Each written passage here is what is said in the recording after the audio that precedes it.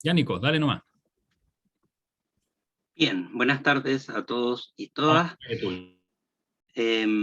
Estamos muy contentos de dar inicio a esta tercera mesa de experiencia que ha sido realizada en el marco de las primeras jornadas de historia oral, historia local y memoria popular, em, que nos ha reunido virtualmente durante el día martes, miércoles y hoy, al alero de la pregunta y conversación en torno a iniciativas locales, en torno a la memoria em, y las historias locales, la historia oral. Acabamos de terminar un taller con Claudio Oga y Evelyn del archivo Fetch, que nos compartieron y generaron varias preguntas y deseos de articulación en torno a los trabajos en estas materias. Y en la ocasión voy a comenzar presentando, bueno, hoy vamos a tener un conversatorio con 3 experiencias del Archivo Popular de Valparaíso, Memorias y Archivos Liceanos, y el Archivo Dignidad, que es parte de la Asamblea de Trabajadoras y Trabajadores de Bibliotecas. Va a comenzar exponiendo y compartiendo Ghislaine Barría, quien es bibliotecóloga de la Red de Bibliotecas Populares de Valparaíso, y parte también del Archivo Popular de la misma ciudad y bella región. Así que, Gigi, toda suya a la tribuna. Vamos a buscar eso que estés.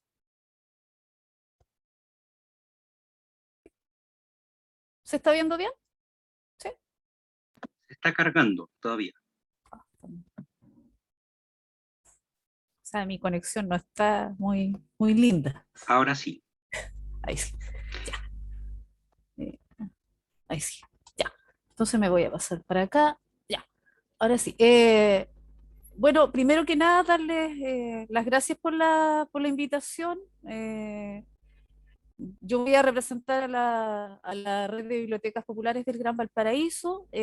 Bueno, ya Nico ya me presentó, soy Ghislaine. Eh, el archivo que voy a presentar se llama Región de Valparaíso en Resistencia. Esa es la denominación que nosotros le dimos, pero también quisimos darle este componente eh, que tiene que ver con la resistencia finalmente al sistema en el que estamos nosotros instalados.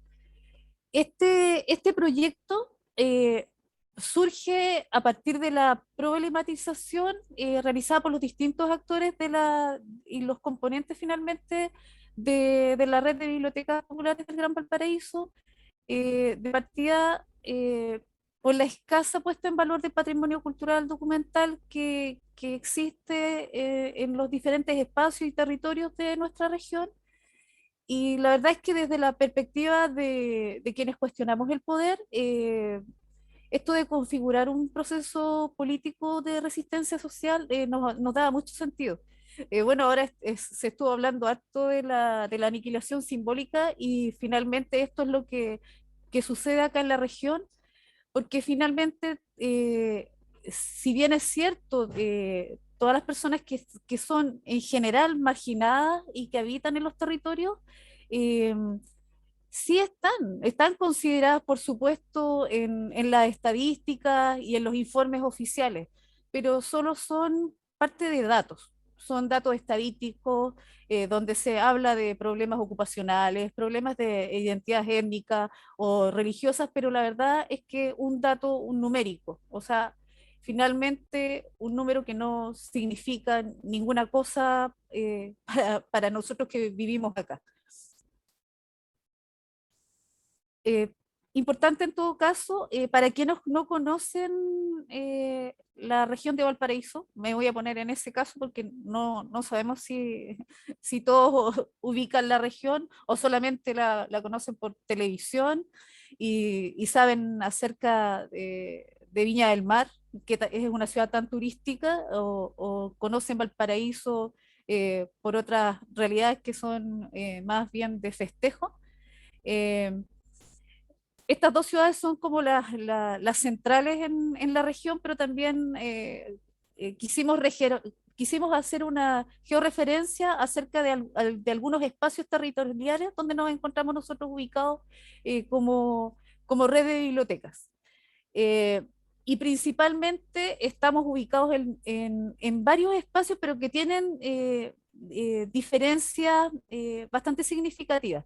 En el caso de Valparaíso, trabajamos en algunas tomas de terreno y, eh, y en algunos cerros. En el caso de Viña del Mar también, solamente en cerros que están sumamente lejanos de lo que es el centro de la ciudad, y también hemos ido expandiendo nuestros territorios, donde marcamos presencia a la Caleta Orcón, a Yayay, San Felipe, Quillota, que también son ciudades que son del interior de la región, y Quilpué, que está más cercano a lo que es Valparaíso y Viña del Mar. Esto es importante de mencionar porque las conversaciones se han ido realizando en un formato horizontal. Nos tratábamos por lo menos de comunicar una vez al mes, y producto de la pandemia esto ha ido modificándose, por supuesto.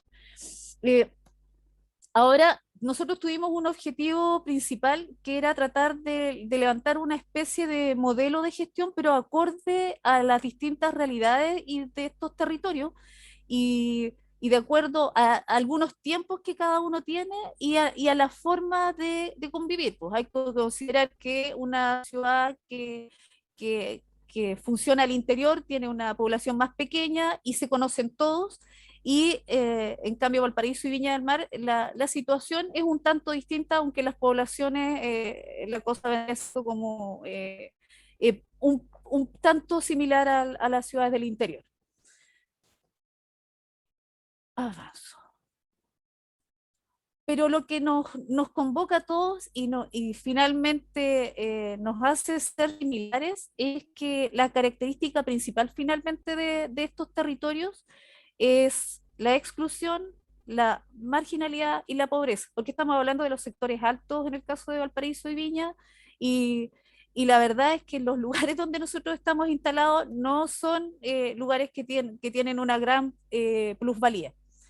Em, y en el caso de los territorios, han tenido que superar un montón de embates, y hay uno que es súper significativo y que son los incendios. ¿Y por qué no nombro los incendios? Porque el incendio no arrasa solamente con lo material, sino que también arrasa con los documentos y arrasa con la memoria y los recuerdos de las personas. Eso también se ha ido viendo en las conversaciones que hemos ido teniendo. El año 2017, nosotros tuvimos las primeras conversaciones al interior de la red, y, y nos hicimos las preguntas, pues, las preguntas que son como quizás de perogrullo, pero cómo nosotros de alguna manera podíamos estas memorias que estaban siendo un poco invisibilizadas, incluso estas memorias que más adelante vamos a ver que no solo en los territorios, sino que cuando se plasman en las paredes, los murales también son borradas completamente. Nosotros necesitamos saber cómo podíamos sostener la documentación y cómo la podíamos hacer accesible a todas las personas. Y establecimos entonces algunas acciones que eran concretas. Y levantamos entonces un plan de gestión documental, pero un plan de gestión súper básico, porque fue un plan conversado. No hubo acá ninguna imposición de arriba hacia abajo, sino que nos sentamos a ver qué era lo más relevante. Lo primero que consideramos en este plan es que habían ciertas personas que eran las personas claves. Esas personas tenían que estar involucradas en el proceso con el que íbamos a trabajar, y eran los pilares finalmente de la construcción del barrio, de la toma de la población. Entonces, eran ellos los primeros y los llamados a levantar el trabajo que íbamos a realizar. Teníamos también que conocer cuáles eran los objetivos de cada una de las comunidades. Teníamos que también identificar cuáles eran los documentos de interés, Si existía en la comunidad algún documento base, por ejemplo, las mismas juntas de vecinos siempre tienen al menos los planos, tienen las actas de las reuniones, y eso era de interés particular para nosotros. Y si existían otro tipo de documentación externa que también pudiésemos nosotros de alguna manera rescatar. Y por último, por supuesto, teníamos que hacer toda una búsqueda de este patrimonio que nosotros queríamos poner en valor y que todavía lo estamos haciendo de hecho. Luego de trabajar en este pequeño plan que como ustedes ven es súper básico, y bueno, considerar que entre el grupo de trabajo que son pobladoras, pobladores, voluntarios, en general todos los voluntarios caben en la categoría de estudiantes o de profesionales que están súper interesados, en este caso particular, en el área de la memoria y del archivo. Y en general lo que existe dentro de la red son bibliotecarios y bibliotecarias. Y técnicos en bibliotecología, ese es más o menos el espectro que nosotros podemos considerar. Entonces lo que nosotros después de esto con lo que trabajamos es en el levantamiento de un cuadro de clasificación documental. El que yo estoy presentando acá fue el primer cuadro que nosotros levantamos. Este cuadro ha ido sufriendo, yo quise presentar el primero y no lo que tenemos ahora, porque para que vayan viendo la evolución. Esto no ha cambiado mucho, no ha diferido mucho de las cosas que nosotros hemos ido viendo a continuación, porque nosotros se lo hemos ido presentando a la comunidad y cada uno va diciendo si le parece bien o que podríamos incluir algo distinto. Y para nosotros este es relevante porque nosotros acá lo que hicimos fue levantar finalmente la documentación de alguna manera eh, para sistematizar. Esa fue la intención del trabajo y además de esto vincularlo después con algo que es con lo que trabajamos ahora, y es que necesitamos también por otro lado una plataforma. Creíamos que era absolutamente necesario, sin saber tampoco lo que se venía, no sabíamos que se venía ninguna pandemia, pero tampoco teníamos idea de lo que iba a pasar, pero sabíamos que requeríamos una plataforma para poder de alguna manera subir nuestros documentos y que llegaran en el fondo a todos. No, nos interesaba que si había alguna persona de Quilpué pudiera saber lo que pasaba en Yayay o en Valparaíso o en todos los cerros de toda la región. Entonces ahí consideramos, entre todas las plataformas que nosotros pudimos ubicar, consideramos que Omeka era una plataforma interesante, fácil de usar, es un repositorio de objetos digitales y esa es la que nosotros levantamos a través de un hosting, de un NIC, que tampoco es con un gran costo, considerando que somos una organización autogestionada, que realmente, o sea, dinero no tenemos, muchos de nosotros trabajamos y en nuestros tiempos libres colaboramos además, eh, entonces necesitábamos una plataforma de este estilo y nos ha resultado bastante bien y en concordancia en nuestro cuadro de clasificación también creamos nuestras colecciones e incorporamos las que fueron surgiendo durante el tiempo. Entonces acá yo más o menos muestro algunos de los documentos que nosotros tenemos considerados. Junto con esto, nosotros hemos también ido pensando en que hay que también que capacitarse. Nosotros también creemos que así como existen algunas personas que tienen algunas competencias por la profesión que tienen, son quienes viven en los territorios los que deben realizar el trabajo y después se los voy a mostrar que así ha sido. Y entonces consideramos ir levantando escuelas. Hasta ahora hemos tenido 3 escuelas de invierno, pero la segunda y la tercera, que fue 2020 y ahora 2021, dando mucho énfasis a lo que tiene que ver con el archivo y la memoria. Y efectivamente hemos tenido una gran convocatoria. Ahora, lo que yo les voy a mostrar un poco ahora es la metodología que nosotros, como un plan piloto, realizamos en el Cerro de Rodelillo, que seguramente es un cerro que probablemente todos han conocido las noticias justamente porque es el cerro que más incendios ha tenido, porque además se encuentra en una quebrada. Nosotros trabajamos en el Cerro de Rodelillo gracias a la intervención preponderante de sus vecinos. Ahí hubo un equipo que lideró todo el trabajo y donde nosotros también estuvimos un poco apoyando.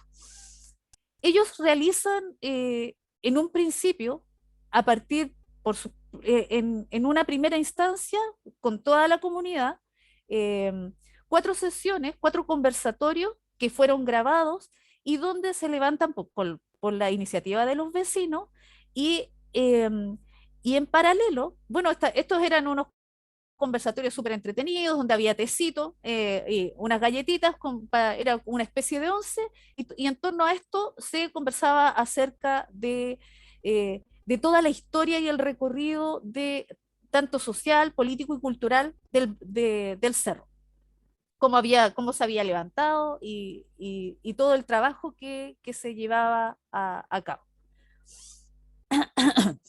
Eh, a partir de lo que se hace acá, un poco más adelante aparecen unos estudiantes que quieren seguir recabando información sobre los vecinos.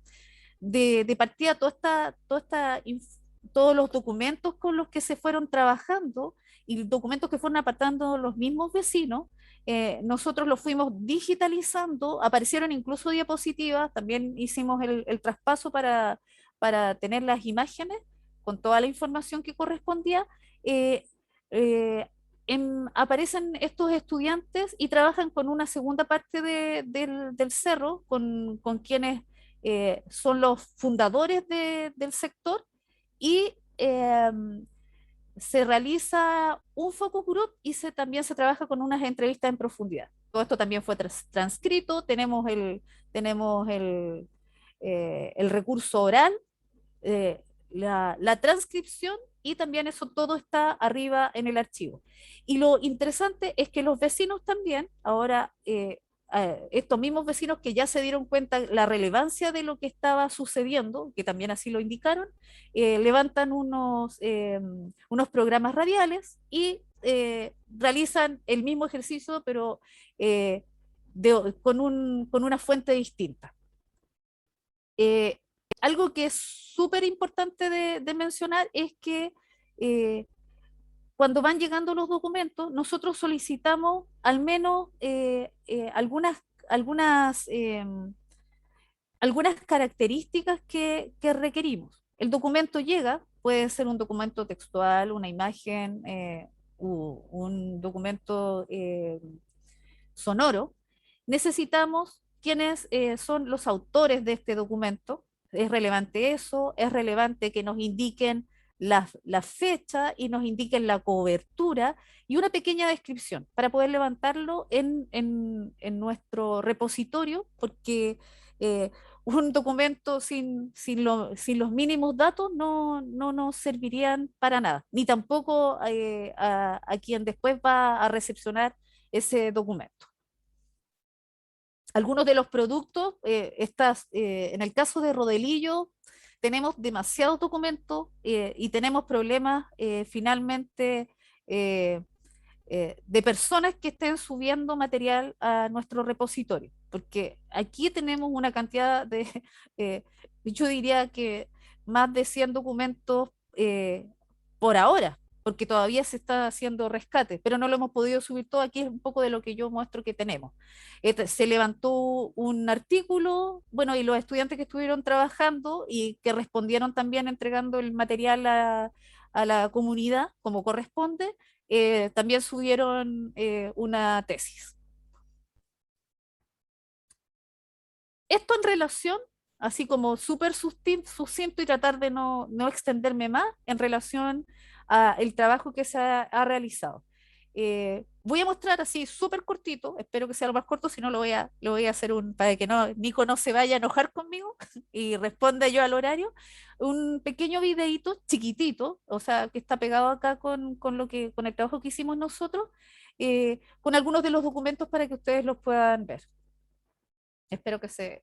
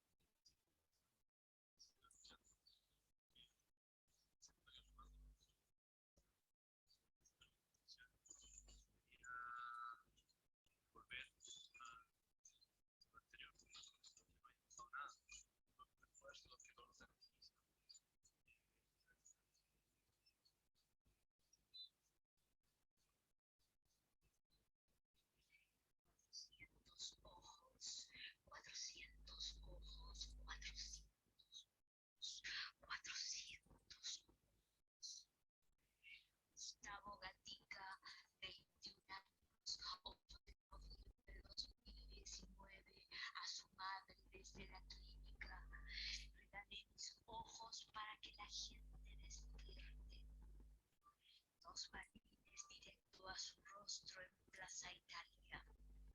Explosionan las pupilas ametralladas y el iris derrama sangre. Desde esa oscuridad desconocida y sin rostro, las afueras de la clínica, cientos de manifestantes le gritan a la ayuda: váyanse, fuera de aquí, fuera. Lacrimógenas y gas pimienta es la respuesta. Gustavo, seremos tus ojos. 400 ojos buscan un refugio. El poeta escribe: busco cementerio para enterrar mis ojos. El presidente de la República, de vacaciones en otro planeta. En su libreta de ahorros, 2.800 millones de dólares entre los 1.000 más ricos del mundo. Protege su dinero mal habido con 7 leyes represivas. Pedazo de pan.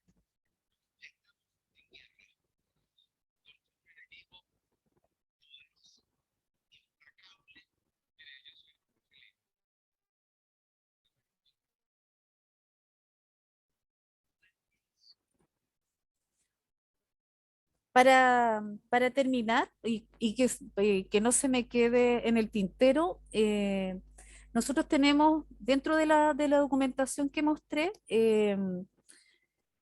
tenemos una persona que está colaborando con el archivo y es una persona que tiene que ver con una organización que se llama CODEPU. CODEPU es una organización civil que se llama Corporación en Defensa del Pueblo, que se levantó el año 1980. Nosotros logramos recopilar dípticos, trípticos, un montón de documentación que se realizaba que partió como el año 83 hasta el 93 y ahora están súper ligados al Instituto de Derechos Humanos y bueno, ellos por lo menos una vez a la semana nos van entregando documentación de todo lo que va pasando, las fotografías, documentos y una crónica.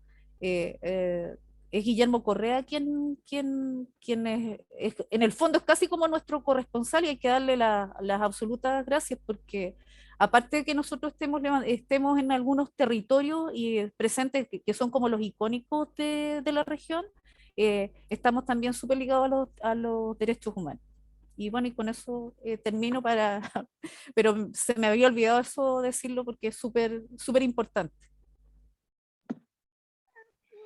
Yo quería acotar algo también a la presentación que realizó Ghislaine. También como voluntaria de la Red de Bibliotecas Populares, hace un año ya que estoy trabajando como estudiante voluntaria, hace falta ahora la necesidad igual de levantar más conocimiento de los demás territorios en los que está presente la red, porque generalmente se centra más en lo que es Valparaíso y Rodelillo, y para mí también se me hace como una deuda levantar conocimiento de historia local de mi propia comunidad acá en lo que es Villa Alemana. Y para estos fines igual y metas que tenemos como organización o tareas pendientes, tenemos el día 7 de octubre ahora un taller que vamos a realizar sobre lo que lo que se ha armado en el OMECA de la red y trabajar en torno a nuestro archivo, a levantar más material y a socializarlo más entre todos los miembros de las comunidades participantes de la red de bibliotecas. Y también esperamos a futuro, en un futuro cercano, poder desarrollar más conversatorios, espacios conversatorios de la red de bibliotecas sobre historia local, social y popular de cada territorio en el que está presente la red. Eso más que nada. Muchas gracias. Bien, muchas gracias Inés, muchas gracias Ghislaine. Felicitar y celebrar el trabajo horizontal en red, esa georreferenciación, en el fondo nos mostraba algunos de los puntos, ¿no? pero quedan puntos ciegos, pero bueno, para eso hay que sumar más voluntades y este tipo de instancias pueden ser eco o resorte a que más gente conozca la iniciativa y pueda aportar o ser parte de la red que trabaja esta iniciativa. Vamos a condensar las preguntas si es que alguien tiene en el chat, y bueno, y vamos a ir revisando también a través del Facebook si es que alguien va generando consultas. A mí me generaron hartas preguntas en el ámbito positivo de lo que nos compartían la Ghislaine de la Red de Bibliotecas Popular y de Archivo Popular del Gran Valparaíso. Me toca presentar, y tengo el gusto de presentar a Catalina Guzmán y Sebastián Rojas, quienes son parte de los trabajos de memoria y archivos liceanos, quienes nos van a compartir la segunda experiencia, que es Memorias Secundarias, la construcción de archivos orales en el Liceo de Aplicación y Liceo 7. Así que, Sebastián, Catalina, yo voy a hacer el compartir pantalla, así que ustedes me van indicando cuándo tengo que pasar de lámina, ¿vale? Muchas gracias, Nico. Esperamos entonces.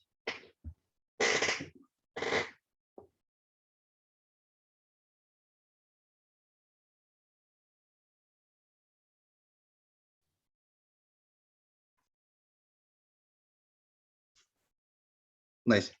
¿Se ve? Yo al menos sí lo puedo ver. Sí, sí se ve. Ya, perfecto. Ya, primero que nada, muchas gracias a todos y a todos los que están aquí presentes el día de hoy. Mi nombre es Sebastián Rojas, soy estudiante de licenciatura en Historia. Soy parte del equipo de Memoria y Archivos Liceanos, con quien me acompaña aquí mi compañera Catalina Guzmán, que venimos trabajando ya desde el año pasado en la generación de estos archivos orales en los liceos. En este caso venimos trabajando desde el año pasado en el Liceo de Aplicación y este año en el Liceo 7. Nico, se fue la pantalla. Sí, es que se quedó como en láminas pequeñas, pero lo vuelvo a compartir de inmediato. Ya mismo. Ya.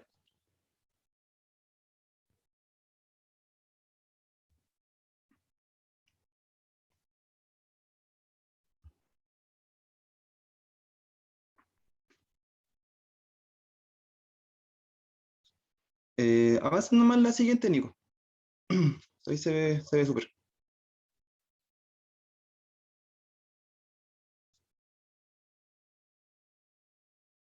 Dale nomás la siguiente, Nico. Eso, muchas gracias. Bueno, y como les comentaba, la exposición del día de hoy está dividida en dos. Mi parte va a consistir en comentarles la metodología que llevamos en ambos liceos, en cómo trabajamos los archivos. Y por otra parte, la Cata les va a comentar sobre las reflexiones que hemos realizado nosotros como equipo respecto a esta elaboración del archivo, en tanto las potencialidades, pero también las dificultades que hemos tenido. Para dar cuenta ya un poco ya de lo que les veníamos, la propuesta que les damos en esta presentación, bueno, hay que comentar primero el contexto y la idea de por qué nace, la idea de por qué trabajar con archivos en los liceos. Bueno, es un contexto tremendamente particular, ya que en el 2019 ocurre la revuelta popular, se da en un contexto álgido de movilizaciones y particular porque son prácticamente los estudiantes los que iniciaron la revuelta, como todos sabemos, y que por otra parte, cuando ya se instala la idea, ya habían trabajos previos en el liceo de aplicación con los talleres de formaciones, estaban trabajando los chiquillos ahí con el profesor Roberto Rojas con los archivos de la FECH, también estaba la Católica, entonces ya había un cierto bagaje de cómo se trabajaban los archivos y discutieron también sobre la historia del movimiento estudiantil. Pero bueno, y nosotros por otra parte que llevamos esta propuesta el año 2019, postulamos a los fondos BIMES, al fondo BIMES de la Universidad de Santiago y lo obtuvimos con la idea de ejecutar el proyecto. Lamentablemente otro contexto particular que ya nos recibió a todos fue la pandemia, por lo tanto el proyecto se tuvo que adecuar a las necesidades, se tuvo que realizar las entrevistas vía virtual, entonces hubo un cambio drástico en el proyecto, pero aún así se pudo ejecutar de la mejor manera posible. Y eso se mantiene hasta el día de hoy, evidentemente. La potencialidad que tiene este trabajo es que podemos generar vínculos entre los colegios y la universidad, como ya les venía comentando, entre la universidad y el liceo de aplicación y después con el liceo 7. Y la necesidad surge precisamente porque los archivos oficiales y prácticamente la historiografía en general no se ha escrito bastante sobre la memoria estudiantil, sobre la resistencia que se han generado desde la dictadura, los procesos de transición, etc. Entonces, esa es la idea, digamos, del proyecto. La metodología, pasa Nico a la siguiente PPT, por favor. Muchas gracias. La metodología no varía mucho en los dos establecimientos. Lo que sí, la propuesta es diferente, ya que en el archivo del Liceo de Aplicación es un archivo sobre memoria estudiantil, sobre luchas estudiantiles, pero en el Liceo 7 también tiene el mismo objetivo, pero desde una perspectiva de género. Lo que eso va a ir variando en ciertas sesiones y en ciertos invitados que, por ejemplo, tuvimos dentro del proyecto, que les voy a ir comentando más adelante. Dado la metodología del trabajo, tenemos primero que son las relaciones de los talleres, la segunda parte, que consiste en la colaboración y la participación de investigadoras e investigadores sobre los que ya vienen trabajando sobre archivos y memorias, y posteriormente la construcción y la realización de las entrevistas, y finalmente para dar cuenta ya los productos finales. Pasa a la siguiente PPT de Nico. Muchas gracias. Como les comentaba, el primer paso fue los talleres de formación. Estos fueron 5 sesiones que se dividieron según estos 4 contextos históricos: la dictadura, la transición a la democracia, la movilización del 2011 y la movilización feminista. La quinta sesión se consideró como hacer un repaso de todos estos procesos que ya estamos hablando, que consiste precisamente en cómo se organizaban los estudiantes, comentarlos a los estudiantes a través de las sesiones que, perdón, se me había olvidado, son virtuales, cómo se organizaban, qué demandas tenían, etc. En el caso de la aplicación hubo un contexto igual particular porque la movilización feminista nosotros no la teníamos considerado dentro de los talleres de formación, pero dadas las discusiones que se dieron dentro de estos espacios virtuales, nosotros la consideramos dentro de pasarlo como un contenido también. En paralelo a esto, que estas sesiones lo hacíamos entre los ayudantes del proyecto y los profesores y la académica a cargo, también se daban bibliografías, se recomendaba bibliografía a los estudiantes, también se les recomendaba ver también documentales como Ya no basta el archivo, el crear, y Ya no basta con marchar. Dale nomás, Nico.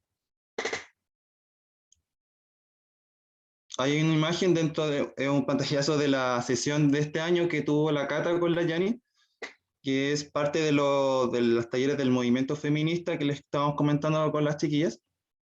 Dale la mano, Nico. Y como les comentaba, el segundo paso como metodología que tenemos es invitar a gente de afuera para que nos comente sobre sus experiencias en cómo han trabajado los archivos. En el caso del Liceo de Aplicación, invitamos a la gente que ha trabajado en el archivo oral de la Federación de Estudiantes de la Universidad de Chile, a la coordinadora del proyecto Colección UP, Historias de Esperanza, desarrollada por la Fundación Salvador Allende, y Villa Grimaldi. En el caso, ¿cuál es la función de esto? Que nos comenten cómo lo han hecho, cuáles son sus experiencias y también, digamos, las cuestiones, digamos, éticas que también nosotros debemos tener en cuenta al momento de realizar las entrevistas, ¿no? Sobre todo en el caso de Villa Grimaldi, porque son testimonios distintos, como uno puede suponer. Por lo tanto, si nosotros no son los estudiantes, las y los estudiantes que entrevisten a alguien que haya sido en su momento ex estudiante del Liceo de Aplicación en el Liceo 7, que haya pasado por la dictadura, va a tener un relato totalmente distinto a lo que puede haber sido, uno puede suponer, un estudiante de los 90 o los 2000, ¿no? Entonces la idea es cómo ir jugando con ese tipo de testimonios, cómo lo vamos manejando, ¿no? En el Liceo 7, invitamos a los chiquillos y al profesor que trabajó que fue parte del proyecto de la elaboración del archivo oral. Nos contaron también cómo lo hicieron, cuáles eran sus motivos, su interés a la estudiante. Y por último, como yo les comentaba anteriormente, que el Liceo 7 tiene la intención de generar un archivo con perspectiva de género, invitamos a Esperanza Díaz, que es ex magíster actualmente de la historia, magíster de historia de la USACH. Dale, hermano. Ahí está una de de la imagen, esa fue la sesión de Esperanza Díaz, que ahí nos comentaba qué consiste trabajar desde perspectiva de género, hablar de historia de perspectiva de género, cómo lo vamos desde del movimiento estudiantil. Dale, Nico. También lo mismo, esta es la sesión que armamos con Yanni este año, junto con la Cata y conmigo, que tenía que ver con las consideraciones éticas que nosotros debemos tener con la persona que vamos a entrevistar, el consentimiento informado, la confidencialidad, comentarle qué vamos a hacer con la entrevista, qué cosas vamos a transcribir. Por eso, todo eso es parte de estas sesiones que consisten en estas sesiones para los estudiantes. Dale, Nico. Y por último, para nosotros, después de haber pasado estas sesiones, la siguiente tiene que ver con la elaboración de las entrevistas y cómo eso lo vamos a construir. Esto es un trabajo siempre colaborativo. Son entrevistas que van a acorde, los y las estudiantes hacen sus propias preguntas de acuerdo a sus propios intereses, para después posteriormente agendarlas. Nosotros son los que la mayoría agendamos las entrevistas, las comunicaciones son mayoritariamente por correo electrónico, por WhatsApp, y estas son a través de Zoom o Meet, en este caso se ha agregado Meet este año. Las y los estudiantes son los quienes realizan las entrevistas, para después posteriormente nosotros guardamos el material para después su edición y difusión. Dale, Nico. Y para contarles los productos finales, en el liceo de aplicación hicimos un encuentro intergeneracional, donde ex estudiantes y los actuales, en ese momento, estudiantes del liceo de aplicación nos reunimos de manera virtual para comentar nuestra experiencia, mostrar el producto del trabajo que realizamos, mayoritariamente la gente que participó de las entrevistas. En paralelo también creamos un librillo que se llama Construyendo un archivo oral del movimiento estudiantil en el liceo de aplicación, recuento de un proceso, que es lo mismo pero escrito, que habla sobre el proceso de cómo trabajamos el archivo oral en el liceo de aplicación. Y por último, el mismo archivo, que contiene las entrevistas y los documentos donados por las personas que se interesaron en participar del proyecto. En el Liceo 7 no les puedo adelantar mucho, ya que aún nos encontramos con las entrevistas, probablemente terminamos la próxima semana, así que y por otra parte también tenemos que ver si vamos a hacer un encuentro intergeneracional, sí o no, pero eso es por ahora. Dale, Nico.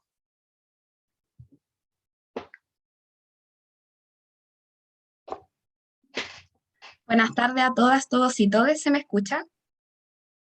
Sí, Cata. Ya.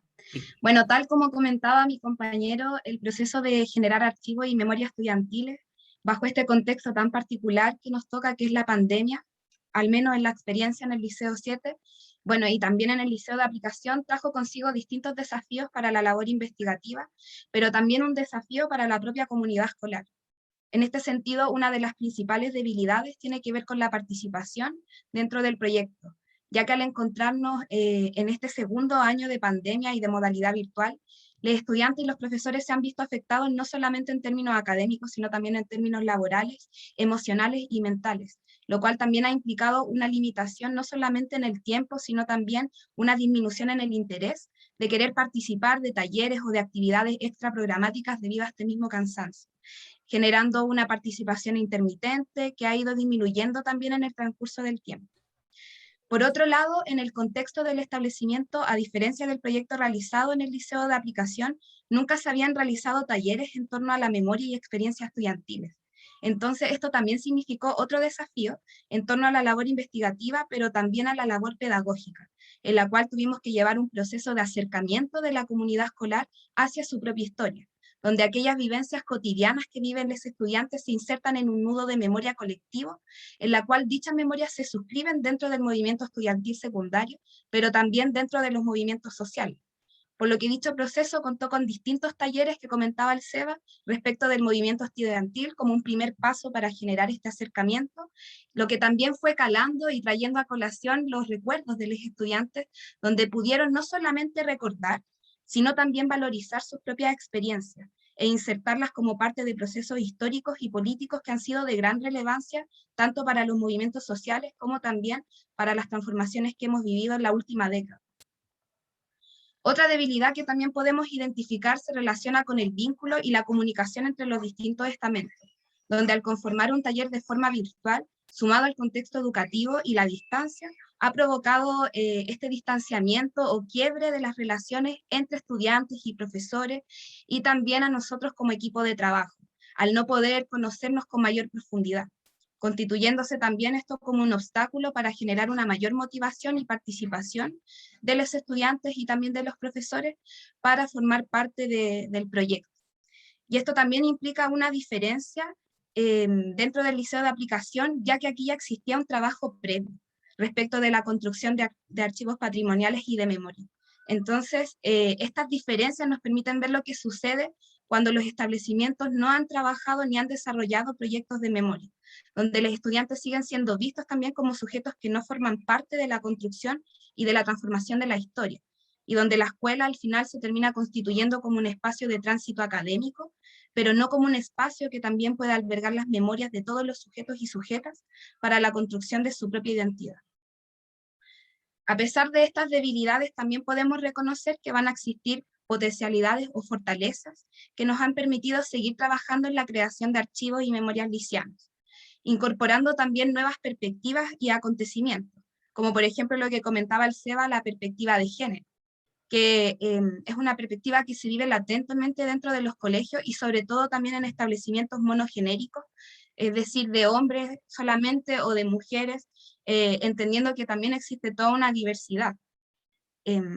Y identificando las problemáticas también que desencadenaron procesos de movilización interna y externa, donde las vivencias cotidianas de las estudiantes, por ejemplo en el Liceo 7, fueron silenciadas o también normalizadas, y este cuestionamiento fue fundamental para desnaturalizar y también para cuestionar lo establecido, algo que también otorga un enriquecimiento en la comprensión de los movimientos sociales y en este caso del movimiento estudiantil, donde la memoria no solamente se limita al ámbito político sobre las movilizaciones y las protestas estudiantiles, sino también en las relaciones interpersonales y las problemáticas de género y en el desarrollo del feminismo y la lucha de la diversidad sexual dentro de las comunidades escolares.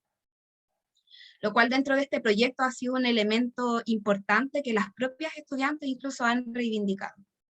Otra potencialidad también se relaciona con la construcción de archivos y memorias dentro de las escuelas, donde los estudiantes se configuran como agentes activos que se apropian de sus propias memorias y experiencias, dándoles un significado que reivindica sus acontecimientos, los sentimientos y las memorias como parte fundamental de la historia y de los fenómenos sociales, superando también las limitaciones curriculares que podemos encontrar dentro del aula, donde se desarrollan habilidades para los distintos saberes de las ciencias sociales, pero que dejan de lado este quehacer más práctico, y también un quehacer político, dándole la oportunidad a las escuelas también de poder crear y movilizar los conocimientos para que estén al servicio de la comunidad, a través de la reconstrucción de la memoria local y también de la memoria escolar.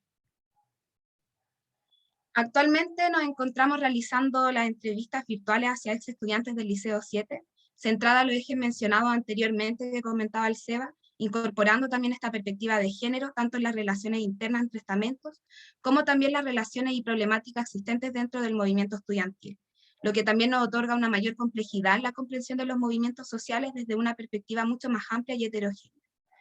No sé si se puede avanzar a la siguiente lámina, pero dentro de la entrevista surgió la pregunta del por qué consideramos que es importante rescatar las memorias y voces de las y los estudiantes, frente a lo cual aquí voy a rescatar un fragmento de la entrevista que nos dio una estudiante, o sea, una ex estudiante del Liceo 7, y ella nos comenta que es necesario porque si no se olvida. Y siempre tiene que haber memoria en todos los sentidos. La memoria es muy necesaria. Recordar quiénes fuimos para ser mejor a quienes seremos. Y creo que eso es relevante. Recordar, conmemorar sujetos y acontecimientos y seguir. ¿Por qué empezaron hace mucho tiempo con el movimiento en el 2006? ¿Por qué no seguir si por ellos estamos acá? Creo que la memoria es importante en todo ámbito, ya sea en el movimiento estudiantil, lo que ocurrió hace 48 años o lo que sucedió la semana pasada. Es importante recordarlo, rememorarlo para aprender y continuar. Eso fue lo que nos comentó la ex estudiante del Liceo 7, del por qué es importante seguir conmemorando y también construyendo y fortaleciendo la memoria estudiantil. En este sentido, pese a las limitaciones que hemos reconocido y este contexto particular para generar archivos de memoria escolar, Creemos que este proyecto de memoria y archivos liceanos ha permitido reconstruir la memoria colectiva y estudiantil, pero además desde sus propios actores, memorias protagonistas de las luchas y transformaciones sociales que desde el silencio, desde el olvido y también desde la criminalización se han vuelto a levantar para ser agentes activos en la construcción de la historia social y también de la historia popular. Eso sería nuestro proyecto y bueno, ahí está el logo y la página de Instagram por si quieren seguir ahí el trabajo que estamos haciendo. Bien, muchas gracias, Catalina, Sebastián. Creo que se ponen o se cruzan hartas cosas con lo que decía Ghislaine hace un rato, tal vez no desde lo espacial, sino del espacio liceo y no tanto de lo regional en el fondo, pero lo que terminaba Catalina, reconstruir la memoria desde sus propios actores. Creo que ya tenemos una hebra que reúne o junta estos dos proyectos. Y para no dilatar, la tercera y última presentación de esta mesa y luego abrir paso a una ronda de conversación, dejo con ustedes al amigo y colega Cristian Maturana.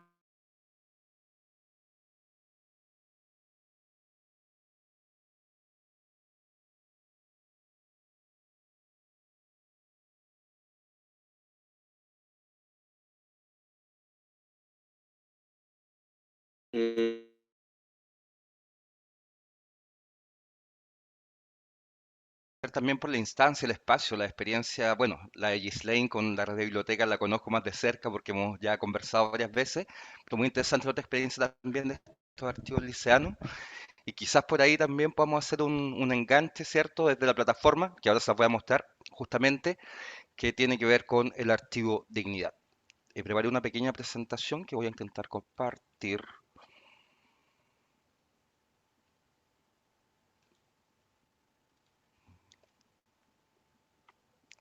¿Se ve bien? Se está cargando, como dice, pista del presentador y hay un pop-up. Ahí se borró el pop-up. Ahí está listo. Espera. ¿Qué es la? Ahí se debería ver. Perfecto, pantalla completa. Perfecto. Un poco el tema del título de la presentación, que era construyendo juntos la otra, o más bien las otras historias de Chile, porque vamos a ver un poco la idea de la presentación es justamente eso, que partimos con algo que tenía que ver con lo contextual, ¿cierto? Que era el 18 de octubre, recuperar un poco esa memoria. La verdad es que en este poquito más de año que llevamos se ha ampliado un poco el espectro de lo que hemos estado haciendo y de alguna forma también de lo que queremos lograr. Entonces, por eso un poco el título de la presentación, ¿cierto? De estas diferentes historias que van mucho más allá, ¿cierto? Como decía la Gislaine por ahí, de lo hegemónico. Antes de comenzar con lo del archivo, quería contextualizar un poco respecto a la asamblea, ¿ya? La asamblea nace en el contexto del 18 de octubre, donde probablemente muchos y muchas nos sumamos a diferentes organizaciones territoriales, políticas, sindicales, ¿cierto? Y en este caso venía de alguna forma hace bastante tiempo, con una compañera en particular que está ahí en la foto también, veníamos conversando de establecer algún tipo de orgánica que fuese diferente al colegio bibliotecario, un poco contextualizar, el colegio bibliotecario es solamente para profesionales que son titulados, ¿ya?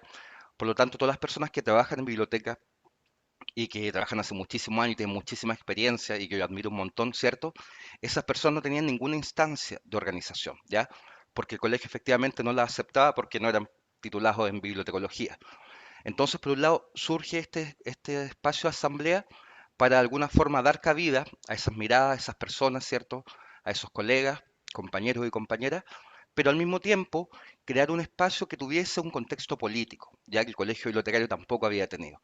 Entonces surge en ese contexto esta asamblea el 7 de noviembre, vamos a cumplir ya 2 años, y por un lado, como les comentaba yo, era organizarse en torno a las demandas que teníamos como sector, pero también desde un contexto político, y por eso para nosotros es súper importante ese tema de la lucha está en la calle, ya porque estuvimos para el 18 de octubre y seguimos en la calle, seguimos movilizados y lo hemos estado todo este tiempo.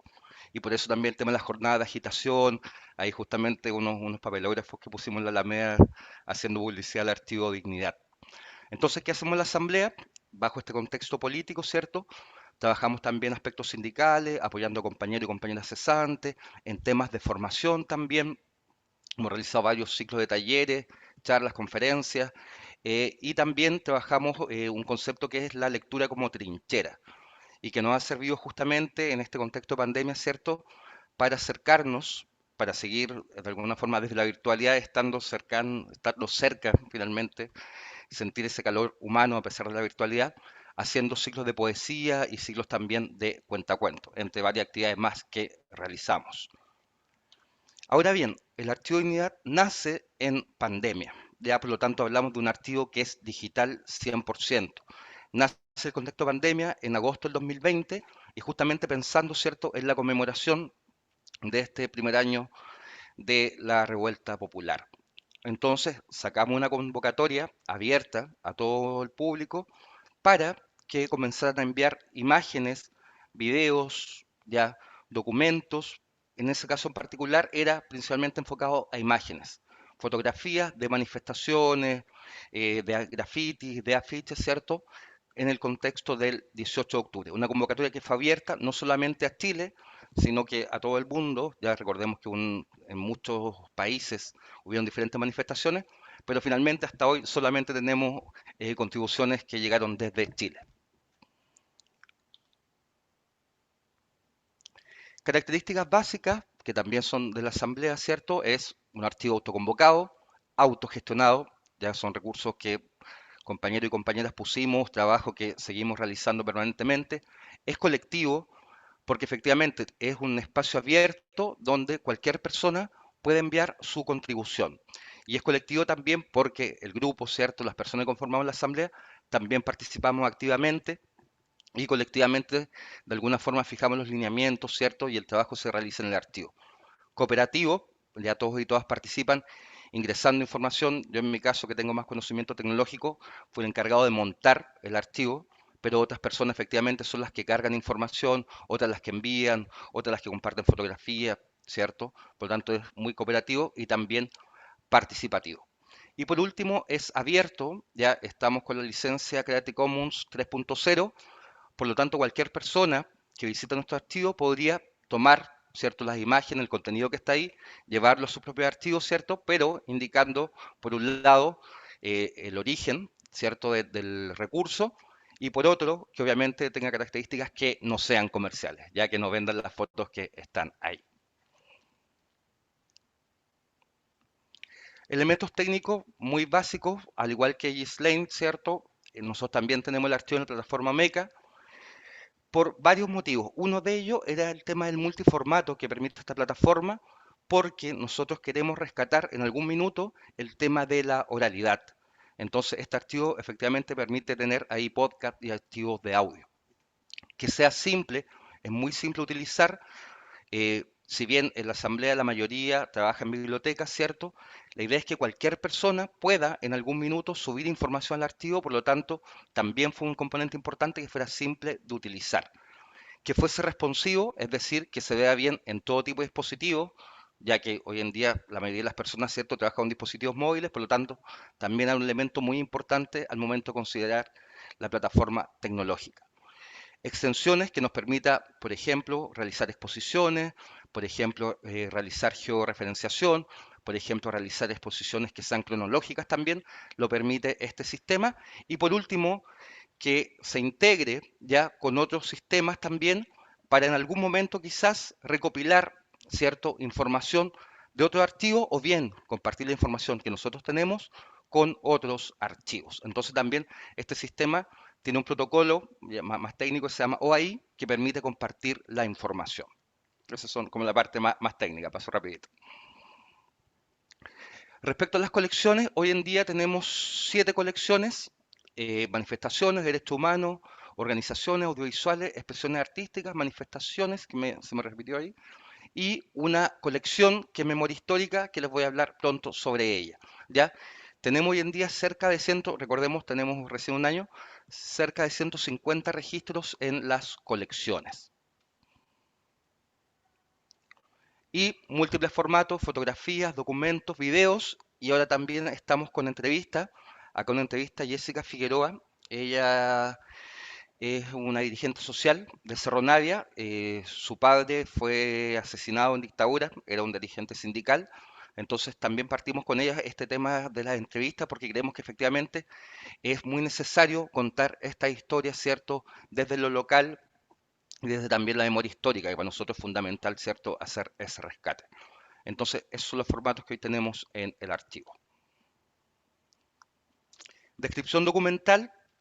Utilizamos el sistema Dublin Core que viene por defecto de la plataforma, con campos súper simples. Nosotros no hemos preparado aún, ¿cierto?, una clasificación documental. Utilizamos la que viene, ya, que es básica: título, descripción, autor, fecha, formato, cobertura, donde colocamos el lugar, y el recurso. Ya, esa es la descripción que tenemos hasta el minuto, pensando en la colección, ¿cierto?, actual. Pero, como les comentaba yo, la idea es ampliar este archivo porque creemos que existen muchas más historias que contar, que existe mucha más memoria que rescatar, y porque efectivamente creemos que este espacio ya es un espacio que se puede ir conversando, que se puede ir redefiniendo, que se puede ir redescubriendo y ampliando. Entonces ampliamos un poco la cobertura del archivo y ahora en el contexto de septiembre, ¿cierto? Realizamos una colección de memoria histórica, ya donde de alguna forma homenajeábamos y visibilizábamos, ¿cierto? Y rescatábamos la historia de muchas y muchos trabajadores asesinados, asesinadas, detenidas y detenidos desaparecidos en dictadura.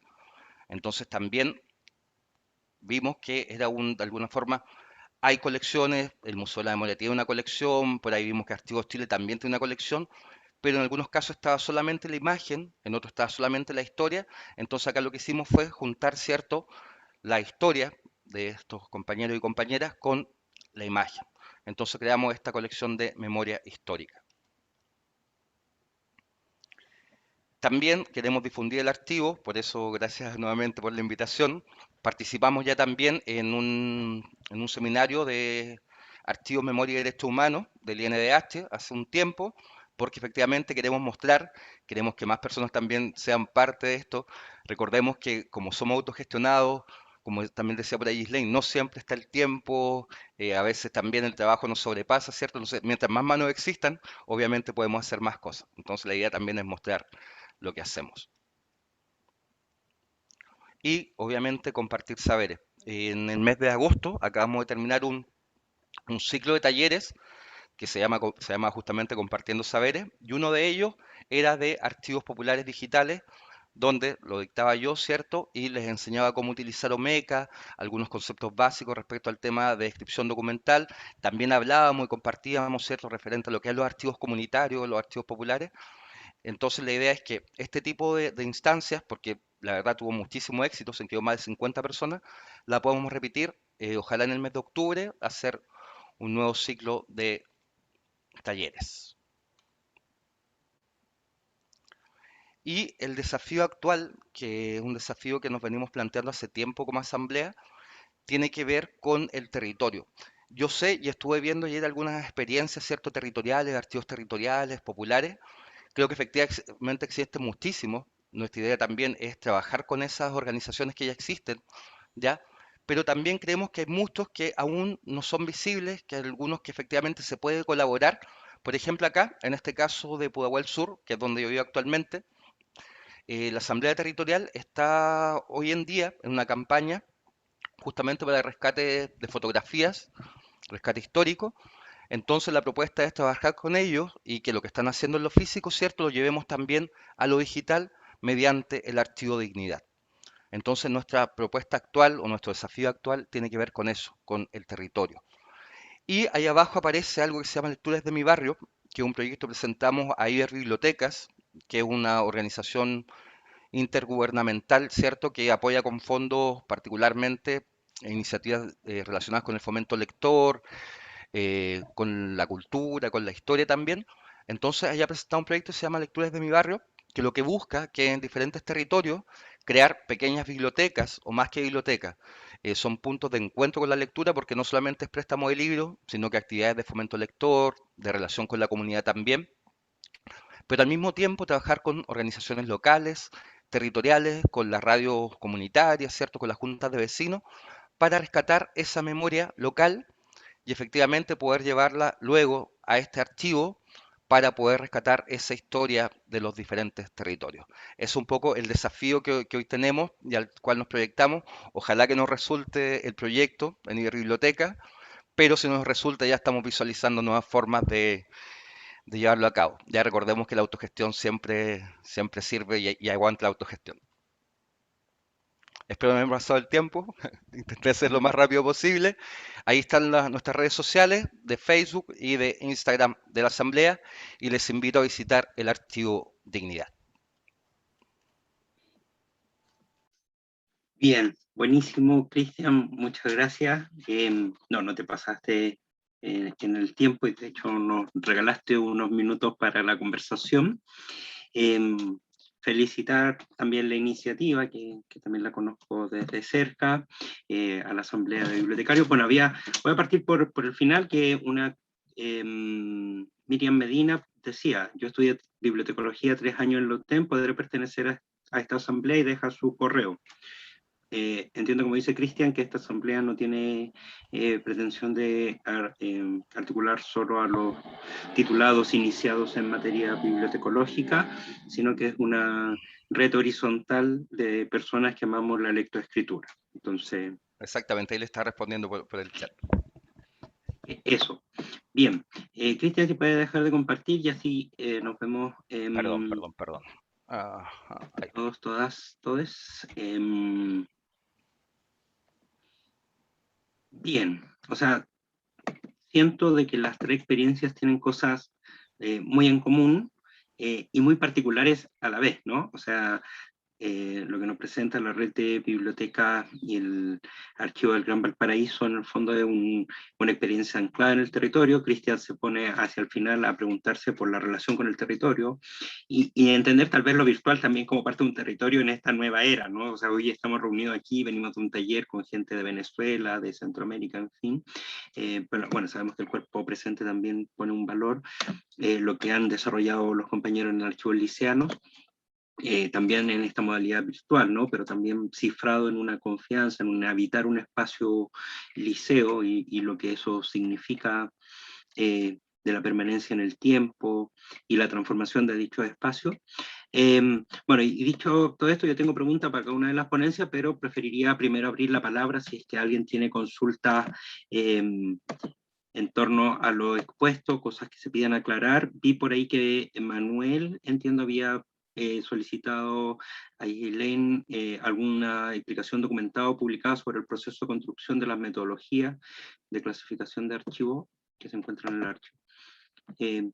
Insistir en otro eje articulador de las 3 ponencias, que es el afán por una parte práctico, difusor o divulgador, podríamos decir, de la historia local o desde los sujetos, pero también un afán formativo. O sea, lo decía Cristian con esta jornada, Ghislaine con lo que han venido haciendo con la red de bibliotecas populares, que yo mismo me inscribí en los talleres y retomamos un contacto de talleres que había antes asistido, que había hecho allí. Bueno, y lo mismo Catalina y Sebastián en torno a la formación de los estudiantes como entrevistadores, ¿no? Y como conformadores de su patrimonio documental. Así que ya veo manos alzadas y comenzamos dándole la palabra a Francisco, Pancho y luego Daniel. Bueno, gracias Nicolás. Muy interesante, como decías tú, las 3 exposiciones, pero yo quería comentar y presentar algunas inquietudes respecto a la experiencia de archivos liceanos, que de manera directa o directa me tocó participar siendo entrevistado por los estudiantes del Liceo de Aplicación. Y el comentario y la inquietud tiene que ver con el fondo con el uso del archivo y con la memoria subversiva que estos archivos contienen. Yo recuerdo cuando salí del Liceo de Aplicación en 4º medio, voy a ser breve, no se preocupen, me acuerdo con los compañeros, habíamos vivido el pingüinazo y decíamos, oye, pucha, todos nuestros documentos, todas nuestras actas, queremos en el fondo entregársela a los cabros que vienen de 7º, de 8º, de 1º, 2º medio, por eso nos vamos. ¿Sí? Y quedó la inquietud, pero finalmente no logramos concretar nada y sentíamos que iba a ser una deuda bien grande. Entonces cuando aparece esta oportunidad, imagínense, más de 10, 15 años después, Fue como, ya, sí, hagámoslo. O yo aporto mi granito de arena. Y en el liceo de aplicación, el profesor Roberto Rojas, que fuimos compañeros de esa generación del 2006, también, ya previamente a la invitación de Archivos Liceanos, él había desarrollado este archivo patrimonial en el liceo. Entonces, estaba recopilando información durante el siglo XX, y esta parte más contemporánea fue notable, esta idea del archivo oral. Entonces, preguntarle o sugerirles como inquietud, quizás, respecto a cómo trabajar esa memoria subversiva, porque para colegas y para las propias direcciones de los establecimientos, en el fondo, estar hablando de tomas, estar hablando de marcha, estar hablando de la revolución, y toda esa rebeldía juvenil, es una memoria que fundamentalmente es una memoria no oficial, que no quiere ser oficializada, que no quiere ser trabajada, como que aparece por los bordes, por los márgenes. Pienso en el liceo particularmente, por ejemplo, el tema de los hermanos Vergara Toledo. En mi trayectoria estudiantil jamás se tocó el tema en términos de aula, ¿cachai? Todo era por fuera. Entonces, el archivo de alguna manera tiene esta imagen institucional. Entonces, esas tensiones, me gustaría quizás si pueden reflexionar en torno a ellas, y si lograron conversar con el profe Roberto, con el equipo docente del Departamento de Historia del Liceo, respecto al uso pedagógico del archivo oral. Yo entiendo que esto está subido en la página de Memorias de Chuchunco, me corrigen si no. Entonces, también el uso pedagógico, ¿ya? Por una parte este tema de la memoria subversiva, y por otra parte el uso pedagógico del archivo oral. Si han pensado en eso, si lo reflexionaron, si ya hay experiencias pedagógicas que hayan tomado esta memoria o este archivo para utilizarlo. Gracias. Súper, muchas gracias, Pancho. Recojamos lo de Daniel y tal vez una tercera intervención, y ahí abrimos una ronda para Catalina, Sebastián en principio, y eventualmente Cristian y Ghislaine, si es que son interpelados. Dani. Sí, yo tengo una pregunta súper técnica en realidad, sobre todo para la primera y tercera experiencia, que creo que nos podría resolver muchos problemas. Que tiene que ver con este sistema de Open Access, ¿no? De archivos, de acceso abierto. Lo pregunto porque, claro, nosotros en Memoria de Chuchunco, como venimos del mundo de la memoria y no del archivo, llegamos a la archivística muy intuitivamente. Y una de las cosas que suele pasar es que a medida que van pasando los años se suman los proyectos y todos tienen archivos gigantescos que después van en plataformas de páginas diferentes y hosting diferentes, y ya estoy a medio camino de vender un riñón para pagar todos los hosting que tenemos por ahí dando vueltas. Entonces mi pregunta tiene que ver con eso, ¿no? ¿Cómo, muy en simple, así muy en técnico, cómo funciona este sistema, ¿no? Si es que ustedes solo tienen que pagar los NIC de las páginas o además hay que tener un hosting central, no lo sé. Esa es mi pregunta, tiene que ver con costos. Super. Muchas gracias, Daniel. Janina en el chat hizo excelente las ponencias, muy motivadoras, proactivan a la creación de archivos comunitarios. Felicitaciones, me imagino, para las dos expositoras y dos expositores. Súper, yo creo que, bueno, fueron interpelados las 4 personas que expusieron, así es que hacemos una ronda de respuestas, tal vez en el mismo orden. El Pancho ya dejó interpelado a Catalina y Sebastián, y luego Gigi y Cristian pueden ustedes complementarse en el fondo, porque ahí hay un saber técnico que puede iluminar el camino de tantos proyectos que a veces nos perdemos en esa esfera. Así que Catalina y Sebastián, lo preguntado por el Pancho. Ya, sí, yo me acuerdo que entrevisté a uno de los chiquillos, dije, "Ay, yo lo recuerdo por el liceo de aplicación". Bueno, es tremenda la pregunta que nos plantea Francisco. Porque a ver, el liceo de la aplicación se cerró y los documentos y el trabajo se cerró, Y bueno, los documentos quedan ahí, eso es un gran tema. ¿Qué hacemos con eso? Es una oportunidad muy abierta a trabajarlo pedagógicamente como tú lo habías señalado, porque es mucho el material que está ahí contenido. Pero también, claro, se da esa tensión institucional de que si realmente eso se puede utilizar, sí o no, si los mismos profesores lo utilizan, si es válido también para sus talleres, etc. Nosotros lo pensamos como una herramienta para eso, pero prácticamente esas decisiones ocurren también, pasan, yo creo, por los liceos. Por ejemplo, en el Liceo 7, es una experiencia también igual, parecida. Hay otros tipos de tensiones que igual ha sido interesante que se los comentara. En el Liceo 7, por ejemplo, está como mucho más estructurado, digamos, no están estos talleres de formación, entonces ciertas cosas no se pueden decir. Entonces siempre va a ser una tensión completa, de, sobre todo de trabajar estas memorias subversivas. Entonces siempre van a estar estos canales alternativos que mientras los colegios no se abran con estos relatos mismos de sus ex estudiantes que pasaron por ahí, es complicado. Nosotros generamos el material, la idea de que esto se siga construyendo, sobre todo en el liceo de aplicación, que como tú bien mencionabas, eso ya se venía haciendo, eso ya tiene una constancia, nosotros venimos simplemente a profundizar mucho más el trabajo, participamos también en sus talleres y difundimos lo que ellos ya estaban haciendo. En el Liceo 7, por ejemplo, no estaba eso. Entonces, ¿qué queda ahí? Es que invitar a que la comunidad educativa siga realizando este tipo de trabajos y que lo integren. Porque uno se podía cuestionar, por ejemplo, en las clases de historia, en el currículum, pasaba un momento estudiantil, a los mismos estudiantes. Pero eso lamentablemente como nosotros como taller no podemos decidirlo, al final de cuentas eso lo decide el colegio. Yo ahí honestamente yo no sé cómo se van moviendo las decisiones, digamos, políticas educativas dentro de los liceos, pero eso es lo que ocurre, ¿no? Obviamente lo hemos reflexionado a Francisco, pero queda como al final decisión y idealmente abierto para todos. Eso es. No sé si Cata quiera responder en algo.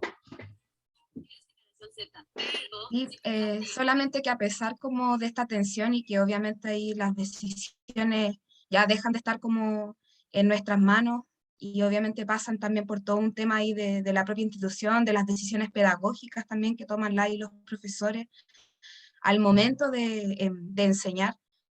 Yo creo que sí hay algo que se genera y yo creo que es encender esa chispa subversiva de la memoria en la y los estudiantes, que creo que acercarlos a conocer parte de su historia, a conocer, por ejemplo, quiénes fueron los hermanos Vergara, por ejemplo, o cuáles fueron los detenidos desaparecidos dentro del establecimiento o dentro del Liceo 7, las distintas experiencias, como por ejemplo se perseguían a las compañeras que eran abiertamente lesbianas, por ejemplo, que nos comentaban, por ejemplo, que las seguían hasta el baño. Entonces, todas esas memorias que a veces están como escondidas y silenciadas dentro de la institución, yo creo que a las estudiantes y a los estudiantes le han hecho motivarse por conocer, por seguir indagando en la memoria, construyéndola, fortaleciéndola, y eso se demuestra claramente cuando se crean colectivos de memoria dentro de los colegios.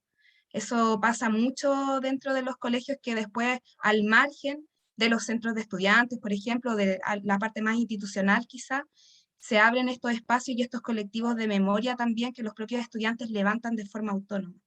Entonces creo que desde ahí también hemos podido hacer un aporte. No sé si logré responder un poco. Súper, muchas gracias, Sebastián, Catalina. Y la segunda pregunta que interpela al Archivo Popular del Gran Valparaíso y al Archivo Dignidad, ¿cómo en simple funciona esto?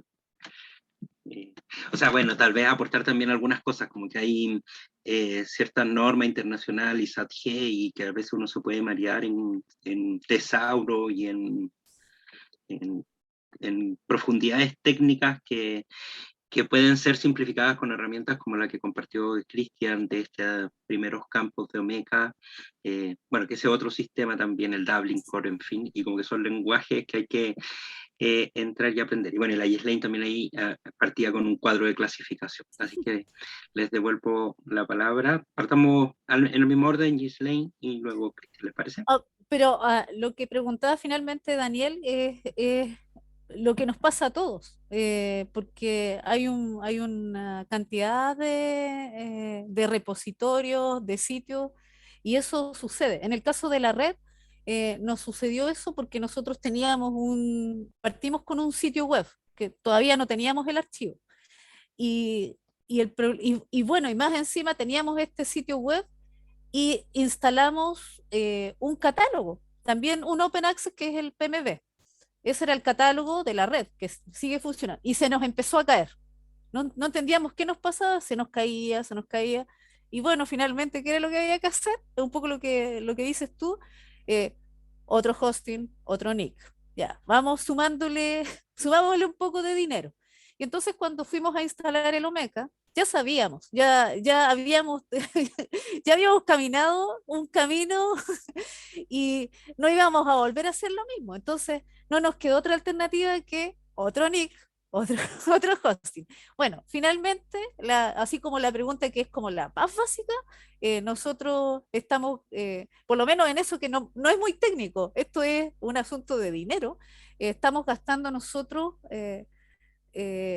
más o menos 90.000 pesos anuales por estos 3 sitios, porque los necesitamos. Uno es el sitio web de la red, el otro tiene que ver con biblioteca y el otro es el archivo. Y entonces cada uno nos sale, bueno, y terminamos de pagar uno y nos llega un correo diciendo que se está venciendo, se está venciendo su hosting Sonic y tenemos que pagar el otro y luego el otro. ¿Cómo lo financiamos? Y la pregunta del millón, entre todos los territorios, bueno, ahí les cuento, si al final somos autogestionados. Todos los territorios ponen 3.000 pesos mensualmente. A veces, no todos lo hacen, porque también las circunstancias no lo dejan así, pero logramos financiar esta cantidad de dinero. Por lo menos en esa pregunta que hiciste tú, que no es tan técnica, sino que es más bien de financiamiento. No sé si hay algo ahí que tengas que decir tú, Cristian. Por lo menos en esa pregunta. Sí, como decía Gislaine, más o menos el precio por ahí, hablando así como súper concreto, el precio son como 50 lucas al año es lo que sale un archivo de ese tipo. En el caso del archivo de dignidad, claro, yo tengo otros proyectos adicionales porque sí, pues, también no tengo organizaciones, entonces ahí lo tengo bajo el hosting, donde tengo los otros proyectos, ya es un hosting más o un espacio más. La verdad es que técnicamente requiere bastante poco. Es un sistema súper liviano que se puede integrar, como les comentaba yo. Por ejemplo, si tienes muchos videos que son pesados, quizás los puedes tener en YouTube y los integras con el archivo. O si tienes documentos, puedes hacer un drive y también los integras. Entonces tampoco requiere una gran capacidad de servidor ni nada de eso. Y es súper simple de instalar. Y como decía Nico, que es muy importante el tema, finalmente la plataforma que elijas, tienes que ver con dos elementos básicos. Uno, el público al cual va dirigido, ¿cierto? De qué forma va a llegar ese público, sea amigable para ese público, y lo otro tiene que ver con la administración, ¿ya? Como les comentaba yo, en este caso son voluntariados, la mayoría hoy en día son bibliotecarios, pero la idea es que esto se expanda y por lo tanto también para nosotros, más allá de todas estas normas, y como decía Nicolás, ¿cierto? Todos estos estándares, es más importante que sea simple el ingreso, ¿ya? Y que efectivamente responda a todo lo que en este minuto, insisto, requerimos. Y hoy día está respondiendo. Ahora bien, cuando partamos con este tema, ¿cierto? Rescate de lo territorial, del rescate de lo local, obviamente el cuadro de clasificación ahí lo tenemos que hacer en conjunto con cada comunidad, ya porque eso es muy importante, la participación comunitaria. Entonces ahí efectivamente dentro de este sistema, que es como Open Access, Open Source, por lo tanto yo puedo modificar los campos y me permitiría efectivamente, si llego a un consenso, ¿cierto? Como decía Ghislaine, de ocupar ciertas etiquetas o ciertos campos, pero eso se hace en conjunto con la comunidad. Ya esa participación también es súper relevante. Pero en términos concretos, 50 lucas más o menos anual sale un archivo de ese tipo. Y también en nuestro caso autogestión. Súper, y me queda de perilla para engancharlo con una pregunta que viene desde el Facebook. Alexis Vargas González dice, si bien los archivos nacen y han actuado de forma autogestionada, ¿buscan en algún momento generar redes con municipalidades para un mayor financiamiento y acercamiento con los territorios? Dejo ahí instalada la pregunta y a mí me gustaría hacer una segunda pregunta, reflexión transversal para los cuatro, que tiene que ver con dos cosas. Uno, en torno al rol del archivo, o sea, porque uno debería, o cuando habla de archivo, o por qué queremos constituir un archivo, uno diría porque va a trascender las generaciones, ¿no? O porque en el fondo no va a ser archivo de un día, sino que el Archivo Nacional tiene, no sé, el libro Becerro, que es fundante, el principio, el mandato, en fin. Entonces el archivo tiene un poder o ejerce un poder, lo conversábamos en el taller hace un rato. Entonces, hasta dónde estas nociones autogestionadas pueden sostener cierta sustentabilidad, ¿no? O sea, pucha, he sabido de muchos proyectos que dejan de pasar los 2 años, no pagan el hosting y se cae la información, entonces no cumple su rol de archivo, básicamente. Eso como una primera reflexión. Y lo segundo, que no me fijé bien, pero Cristian, Archivos Liceanos, terminaron compartiendo su Facebook, su Instagram, en el fondo sus redes sociales, ¿no? Y que sabemos que son empresas que en el fondo, nada, la información que nosotros proveemos es parte de su ganancia económica, ¿no? Entonces, ¿hasta dónde se han problematizado, preguntado por hasta dónde llegan los usos o abusos en estas redes sociales? O sea, como tribuna, nada, todos tengamos Facebook, Instagram, lo que fuera, pero en el fondo para estas cosas que tienen que ver con el patrimonio documental y sensible también de las personas, de las comunidades, en el fondo lo que decía Sebastián Catalino cuando hablaban de que la villa los fue a capacitar en torno a los testimonios que tienen como otro tenor, en el fondo, claro, no estaría bien visto pillarse una esa entrevista en Instagram, ¿no? Y hasta dónde, en el fondo, o cómo eso es una herramienta que no se nos torna un cuchillo que nos apunta a nosotros mismos como iniciativa. Así que dejo esas dos preguntas, reflexiones, para que lo aborden los tres, sumado a lo que planteaba Alexis González, Vargas González en el Facebook. Hagamos inversión de orden para que esta vez parta Cristian, luego Ghislaine y terminamos con Archivos Liceanos. Ya. A ver, el tema de la postulación o hablar con municipios, ¿cierto? Como les comentaba yo, tenemos un proyecto postulando a nivel biblioteca. Ahora estamos con otro proyecto que tiene que ver con un curso de bibliotecas comunitarias al fondo del libro.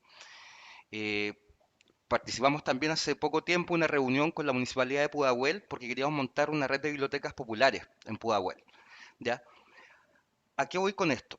Que efectivamente nosotros vemos instancias de financiamiento, pero eso también tiene que ver con lo político. Les comentaba yo como asamblea, tenemos un concepto político que es súper claro y por lo tanto, efectivamente, mientras quienes nos financien de alguna forma, por así decirlo, o con quienes hagamos algún tipo de alianza, vayan en la misma línea política nuestra y que no nos exijan cambiar demasiado, probablemente lo hagamos, ¿ya?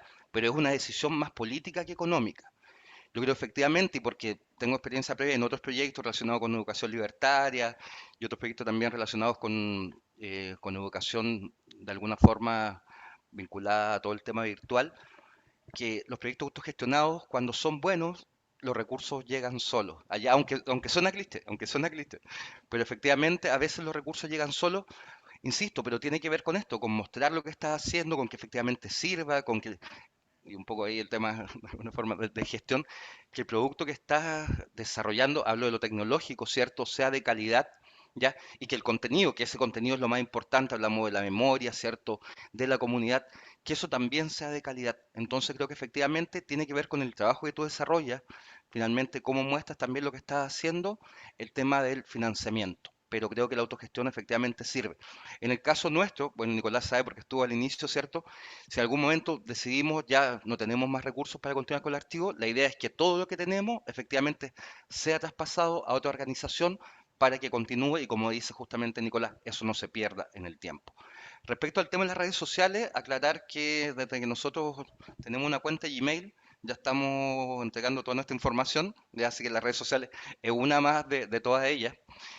Por lo tanto, creo que efectivamente hay un cuestionamiento permanente, no solamente acá. Como decía Nicolás, yo participo en otra organización que es la Escuela Sindical, he participado en otras organizaciones también políticas, en las cuales finalmente esta discusión está, porque es una discusión que se debe dar, ¿ya? Yo creo que hoy en día, efectivamente, si tu intención es llegar a más personas, de alguna forma mostrar lo que estás haciendo, eh, difundir también tus ideas políticas en algunos casos, en este caso el tema del archivo también, son los lugares donde tienes que estar, ¿ya? Porque no puedes llegar de otra forma, salvo efectivamente que hoy día se puede. Recordemos, insisto, que en el caso de Archivo de Dignidad partimos en pandemia. Hoy día efectivamente ya hay un trabajo más territorial. Yo participo territorialmente, de hecho, este sábado voy a una asamblea territorial Pudahuel justamente a establecer vínculos. pero en ese contexto, cierto, de pandemia, tuvimos prácticamente 2 años, era la única fórmula, ¿ya?, para difundir la experiencia, para compartir, para que las personas también conocieran el activo. Entonces creo que efectivamente, a pesar de, insisto, comprendo el tema de la información, que estamos dando, o sea, pagamos las redes sociales, pagamos Gmail con nuestra información, pero también de alguna forma tenemos que aprovecharnos un poco de ese espacio.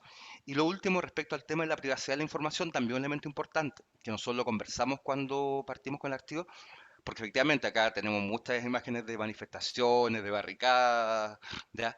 Entonces también hay un recuerdo, por lo menos nosotros tenemos, con que en ese tipo de instancias, ¿cierto?, no se visualice ningún rostro, ¿ya? Y también, por ejemplo, hacemos publicaciones desde la escuela, que también ningún rostro salga visible, ¿ya? Porque son elementos que efectivamente son complejos de manejar. Entonces creo que puede haber de alguna forma un poco ciertos elementos que pueden estar visibles, ¿cierto?, como para promoción, pero efectivamente hay obviamente material ahí que tiene que ser de uso privado y de uso de esa comunidad en particular.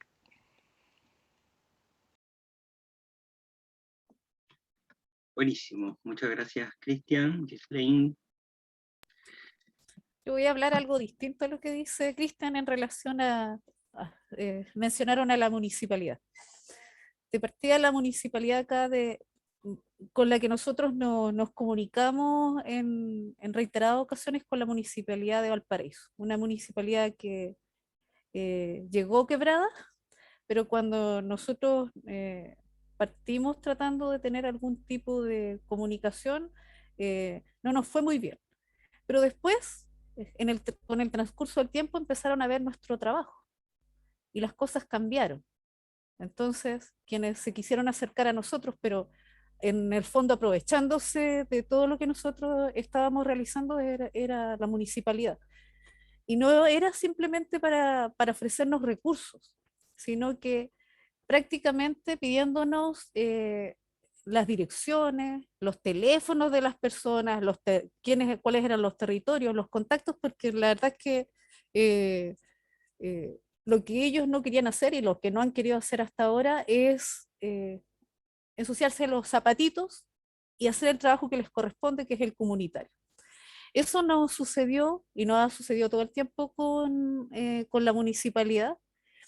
Y hemos tenido acercamientos solamente con la gente del Departamento de Cultura, que este año pidieron perdón de que se habían comportado muy mal y que, bueno, queríamos borrón y cuenta nueva y que ahora sí que entendían toda la situación y que querían trabajar de buena manera. Pero han sido igual declaraciones de buenas intenciones, pero no, nada, no hemos visto nada bajo el sol en realidad. Y también nos pasó hace una semana atrás, también con respecto con lo mismo, con la Municipalidad de Viña del Mar. El mismo asunto, una persona, un contacto que quiere simplemente cuáles son los territorios con los que nosotros trabajamos. Entonces uno entiende, y ahí yo coincido perfectamente con lo que dice Cristian, que aquí hay un asunto político, pero es un aprovechamiento político. Entonces, finalmente dentro de la organización, la mayoría no quiere trabajar con la institucionalidad. Y la única diferencia que podemos tener al interior es que sí existen recursos que son estatales y son recursos de todos nosotros, y entonces nosotros por supuesto que vamos a postular a proyectos que son estatales, pero nos ha ido súper mal con la municipalidad, ya con 2 municipalidades finalmente, y desconfiamos totalmente de esas buenas intenciones porque no las hemos visto.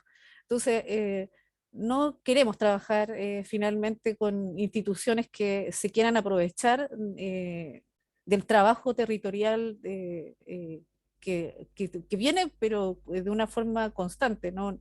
Y si tú conversas con cualquier persona de nuestra organización, lo más probable es que va a decir exactamente lo mismo. Eso en relación por lo menos a la municipalidad. Hemos tenido algunos también acercamientos con la coordinadora de la DIVAM, pero súper bien porque también ella trabajaba el territorio antes y ahí yo creo que nos va a ir un poco mejor, pero con otro tipo de relaciones.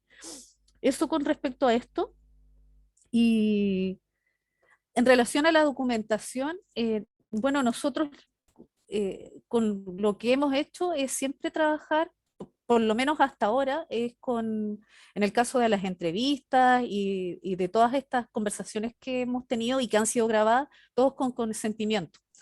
No hemos hecho nada que no sea sin el consentimiento de las personas. No ha sido el típico consentimiento que vemos en la academia escrito, pero es el consentimiento, hay un consenso con las personas para que nosotros podamos subir sus documentos, y los otros han llegado. O sea, por ejemplo, todo lo que nos llega desde Codepu, es material bien sensible porque hay mucha marcha, mucha gente involucrada. Las personas saben que los están fotografiando, saben quién fotografía, y saben dónde van a encontrar también estos documentos. Por supuesto que ante cualquier situación que nosotros consideráramos que fuese eh, complicada, nosotros no vamos, el documento lo vamos a resguardar como corresponde. Así como resguardamos también muy bien los derechos, siempre los derechos de autor, tendremos que también resguardar a las personas involucradas en algún asunto que podríamos creer complicado. Además que han pasado tantas cosas acá en Valparaíso, no sucede algo distinto a lo que sucede en Santiago. Así que por supuesto que tenemos todos los resguardos que corresponden. Eso. Muchas gracias. Sebastián, Catalina. Sí, respecto a al financiamiento, fue un tema que lo dejé muy pasar cuando expusimos. En el caso del liceo de aplicación, nosotros fuimos financiados por la Vicerrectoría del Medio de la USACH, la VIME, y lo postulamos el año 2000, se postuló el año 2019 y se obtuvo para ejecutar el proyecto el 2020, y ahora actualmente estamos financiados por el Departamento de Historia de la Universidad de Santiago. Yo lo que puedo comentar es que antes del proyecto, ya que no he estado como metido digamos, las postulaciones, pero nunca he escuchado que se busque como buscar financiamiento desde la municipalidad. Más aún insertos que llevamos un trabajo que de por sí ha sido virtual, en el sentido de que no hemos ido a las municipalidades a contactarnos con una de las personas que estén ahí para ver si nos financian un proyecto, etc. Entonces, de por sí siempre son proyectos que uno que busca que financie la universidad, en este caso la Universidad de Santiago, o es por parte del Estado si es posible, pero si no, no lo hay. Y si no lo existe, y ahí también hablo como siempre que me ha tocado algunas veces participar de proyectos, al final siempre se hacen autogestionados. De alguna u otra manera, porque, y esto puede ser un poco romántico quizás, lo puedan tomar, pero es porque uno tiene la convicción de un trabajo y uno cree en un proyecto de lo que va a hacer, va a servir para la otra gente. Que hay un vínculo, digamos, estrecho, digámoslo, o hay que generar estos vínculos que de por sí no están no lo están muy claros todavía, muy definidos con la universidad y el territorio en este caso. Entonces, y de por sí, y de a poco van saliendo las platas, vamos juntando, no sé, actividades. Por ejemplo, en un tiempo yo trabajé también en Chuchunco, hacíamos también actividades sobre choripanes, sacábamos plata donde sea, al final de cuentas, porque al final queríamos sacar el proyecto adelante. Respecto a las redes sociales, yo no sé si ahí puedo responder a tu pregunta, Nico. Respecto a las redes sociales, tal como señalaban anteriormente, nosotros también tenemos consentimiento informado. Es decir, todo lo que generamos, todos los documentos, todas las entrevistas en sí, todo eso se ha conversado con la persona antes, se le hace que uno lea y también lo firme para así poder después difundir, ya sea la entrevista misma o los documentos que ella decía donar. Y en base a eso mismo, y vuelvo a la misma idea, estamos en virtualidad, es decir, toda nuestra difusión del trabajo no nos queda otra que hacer por redes sociales, es decir, Instagram, Facebook. Bueno, en este caso nos movemos más por Instagram, porque hay otros caminos, claro que lo hay, por ejemplo, hacer trabajo más territorial, pero como estamos en virtualidad, nosotros empezamos prácticamente en años de pandemia, es totalmente difícil buscar como otra alternativa para nosotros. Y bueno, y por el archivo, Cata, no sé si quieres comentar. Sí, bueno, igual lo comentamos también dentro de la presentación, pero yo creo que una de las cosas más importantes es configurar a las y los estudiantes como sujetos históricos y políticos que forman parte de la construcción y también de los cambios que hemos estado viviendo en la última década, y bueno, también desde mucho antes sabemos que el estudiante es el motor también dentro de las luchas sociales, de las luchas populares.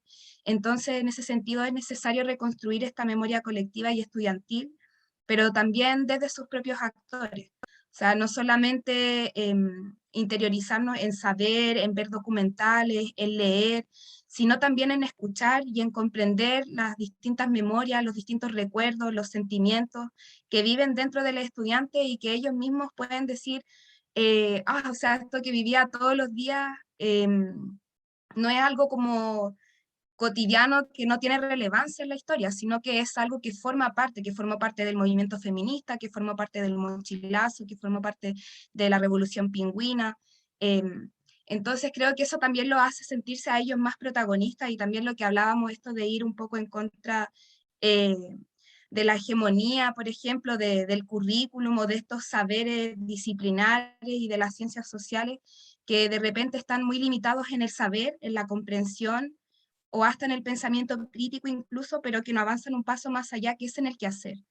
Y es constituir también a las y los estudiantes como personas que tienen capacidad de crear también y de apropiarse de sus memorias, de significarlas, y también en pos de eso ir construyendo sus propias memorias y también las propias acciones que ellos puedan tomar en un futuro a partir de todo lo que ellos han venido viviendo. Entonces creo que ahí está la importancia también de superar estas limitaciones y de configurar a los estudiantes como sujetos que tienen voz, que son sujetos políticos, que son sujetos históricos, y que por lo tanto es necesario darle este protagonismo que muchas veces el aula no les permite otorgarle este espacio. Y creo que ese también es uno de los objetivos que tenemos como archivo también, este empoderamiento de la memoria estudiantil. Bien, buenísimo, Sebastián, Catalina. Muchas gracias. Señalar tres cosas. Uno, que Alexi hizo un aporte de nuevo en el Facebook y decía que mi pregunta en primera persona iba en relación a sus experiencias, ya que acá en Cerro Navia, por mandato del propio alcalde, se está dando inicio a realizar un archivo oral para la comuna. Creo que igual ahí hay disputas, hay hegemonía contra hegemonía, en fin, un poco lo que planteaba Ghislaine, Cristian, de cómo acceder a ciertas redes, pero que no te subviertan tu propio discurso, ¿no? Tu propio sentido, y ahí detrás de estos trabajos de archivo también está la asamblea de bibliotecas populares o la asamblea de bibliotecarios y bibliotecarios. Así es que creo que podría abrir un largo debate, pero me toca de nuevo jugar el rol del malvado y llevamos 1:45, entonces voy a terminar agradeciendo nuevamente a Ghislaine del Archivo Popular de Valparaíso, a Cristian Maturana de la Red de Bibliotecarias y Bibliotecarios y el Archivo de Dignidad, a Sebastián Rojas y Catalina Guzmán, bueno, y Yanni Santa Cruz, que se nos sumó ahora hacia el final de Archivo y Memoria Liceana, a todas las personas que participaron en el chat con las preguntas, muchas gracias. Y bueno, y decir que creo que varias, estamos más o menos en la misma línea de difundir el patrimonio, lo que muy bien sintetizaba hacia el final Catalina. Creo que nos queda el desafío, a propósito del taller que tuvimos hace un par de horas, de enredarnos, de tramar más cosas en conjunto, que la formación que hace el Archivo de Dignidad, Cristian, o la Asamblea de Bibliotecarios. Bueno, por lo mismo estamos aquí también encontrándonos, ¿no? Porque hay cierta red y confianza. Eso, y dejar a todos más que invitados para la actividad de cierre de esta primera jornada de historia oral, historia local y memoria popular, que va a ser un diálogo con la historiadora argentina Laura Benadiva, quien es directora del programa de historia oral de la escuela ORT y es presidenta de la asociación Otras Memorias, quien va a compartir un conversatorio titulado Nuestras voces en movimiento, la construcción de archivos de historia oral en los movimientos sociales. O sea, creo que es un precioso concatenación del taller. Bueno, ahí Daniel está compartiendo Nuestra voz en movimiento, que es el libro de Laura Benadiva. Así es que tenemos un tiempo de 10 minutos para que comience la última mesa de experiencia. Volver a agradecerle Y tal vez si es que alguien o cada una de las expositoras, porque es feo que yo como anfitrión cierre las palabras, quieren despedirse o agradecer o algún algo que haya quedado en el tintero. Gigi, comenzamos contigo. No, por primero, o sea, lo último es dar las gracias por esta instancia, porque una cosa está desde ser quien participa y otra cosa es estar consultando sobre la experiencia. Así que es súper bonita la actividad. Además, es bueno escuchar las experiencias de otras personas. Me gustó, nosotros que estamos trabajando todo el tiempo en territorio, eh, ver que se levanta un archivo en liceo, para mí fue un asunto que me abre también la mente para nuevas posibilidades. Nosotros también trabajamos, tenemos algún tipo de construcción, pero en algunos liceos emblemáticos. Ahí yo coincido con lo que decía Sebastián y Catalina, porque esto no se puede hacer en cualquier lado. Las puertas no están abiertas en cualquier colegio. Entonces siempre hay un colegio emblemático que abre las puertas para todo tipo de actividad y eso tiene que ver eh, con la administración y con los profes. Entonces, yo quedo súper agradecida de haber oído esa experiencia, porque como les digo, pero me abre así la mente de que podemos trabajar en conjunto, y bueno, con Cristian ya nos conocíamos, así que eso ya tiene que ver más bien con la asamblea, pero dar las gracias y a ver si podemos estar en otras instancias. Eso. Gracias. Muchas gracias. Catalina,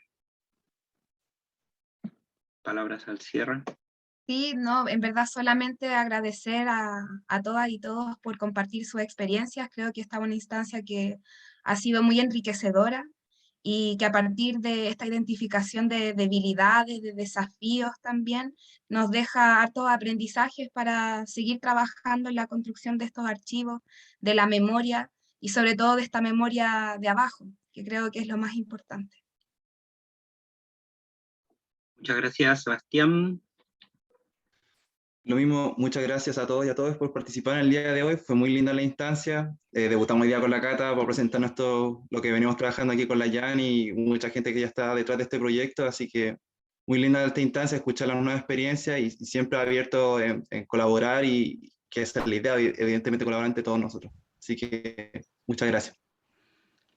Muchas gracias, Sebastián. Decir que en el chat varias personas han agradecido las experiencias que han compartido, el trabajo, felicitaciones, gracias por la exposición. Y Cristian, palabras de cierre. Sumarme claramente a los agradecimientos, el conocer la experiencia. Como decía Ghislaine, uno también conoce más lo territorial. Es muy lindo conocer esta experiencia en los liceos, la verdad que, y como insisto la invitación ahí a quienes expusieron, para que podamos hacer algo en conjunto. Este tema de generar redes es súper importante. Y por otra parte, invitarles a participar, como les comentaba, en el mes de octubre, a quienes tengan, porque veía a Daniel ahí, tiene muchas ganas de hacer algo, que vamos a hacer justamente un taller práctico para cómo montar un archivo comunitario popular en Omeca. Así que ahí, Daniel, invitadas todos y todos también a participar en esos talleres de la Asamblea. Así que un abrazo grande, que estén muy bien y muchas gracias nuevamente. Yani dice que manden la info, sí, la vamos a estar compartiendo por diversas redes. Agradecerle a todas, a todos. Nos vemos en 10 minutos entonces en el último conversatorio con Laura Benadiva, historiadora, con la ponencia o conversación Nuestra Voz en Movimiento, la construcción de archivos de historia oral en movimientos sociales. Manuel se suma a las felicitaciones y agradecimientos. En Venezuela la orden para establecer redes y vínculos de trabajo. Muchas gracias. Hemos terminado la mesa de experiencias con Archivo Dignidad, Archivo Popular de Valparaíso y archivos liceanos de la aplicación y del Liceo 7. Saludos fraternos a todas y todos. Chao. Gracias.